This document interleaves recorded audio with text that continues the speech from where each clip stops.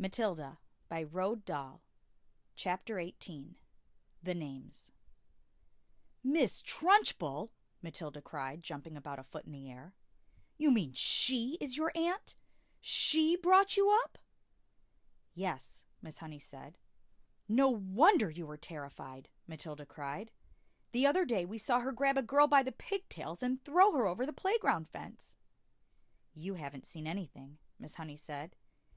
"After my father died, when I was 5 1/2, she used to make me bath myself all alone. And if she came up and thought I hadn't washed properly, she would push my head under the water and hold it there. But don't get me started on what she used to do. That won't help us at all." "No," Matilda said, "it won't." "We came here," Miss Honey said, "to talk about you, and I've been talking about nothing but myself the whole time. I feel like a fool. I am much more interested in just how much you can do with those amazing eyes of yours." "I can move things," Matilda said. "I know I can. I can push things over."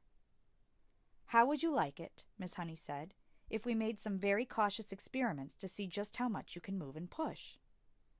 "Quite surprisingly," Matilda said. "If you don't mind, Miss Honey, I think I would rather not. I want to go home now and think about all the things I've heard this afternoon." Miss Honey stood up at once. "Of course," she said, "I have kept you here far too long. Your mother will be starting to worry." "She never does that," Matilda said, smiling. "But I would like to go home now, please, if you don't mind." "Come along, then," Miss Honey said. "I'm sorry I gave you such a rotten tea." "You didn't at all," Matilda said. "I loved it."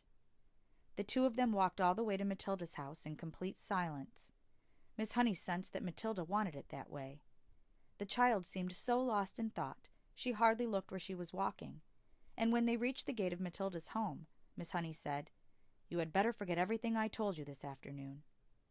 "I won't promise to do that," Matilda said, "but I will promise not to talk about it to anyone any more, not even to you." "I think that would be wise," Miss Honey said. "I won't promise to stop thinking about it, though, Miss Honey," Matilda said. "I've been thinking about it all the way back from your cottage, and I believe I've got just a tiny little bit of an idea." "You mustn't," Miss Honey said. "Please forget it." "I would like to ask you 3 last things before I stop talking about it," Matilda said.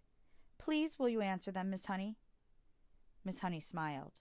It was extraordinary, she told herself, how this little snippet of a girl seemed suddenly to be taking charge of her problems, and with such authority, too. "Well," she said, "that depends on what the questions are." "The first thing is," Matilda said, "what did Miss Trunchbull call your father when they were around the house at home?" "I'm sure she called him Magnus," Miss Honey said. "That was his first name." "And what did your father call Miss Trunchbull?" "Her name is Agatha," Miss Honey said. "That's what he would have called her." "And lastly," Matilda said, "what did your father and Miss Trunchbull call you around the house?" "They called me Jenny," Miss Honey said. Matilda pondered these answers very carefully. "Let me make sure I've got them right," she said. "In the house at home, your father was Magnus, Miss Trunchbull was Agatha, and you were Jenny. Am I right?" "That is correct," Miss Honey said. "Thank you," Matilda said. "And now I won't mention the subject any more." Miss Honey wondered what on earth was going on in the mind of this child. "Don't do anything silly," she said. Matilda laughed and turned away and ran up the path to her front door, calling out as she went, "Goodbye, Miss Honey. Thank you so much for the tea.